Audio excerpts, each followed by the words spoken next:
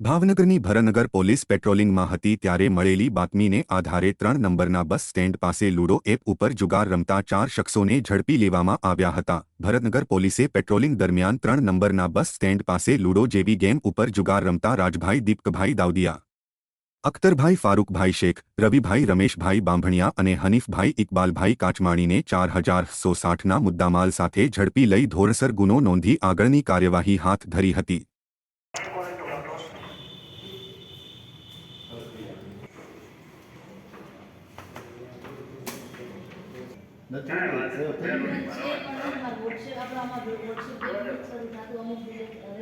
કાંઈ એ તો નિરાશ થાય અત્યારે આપણે કામ ચાલુ રાખવું।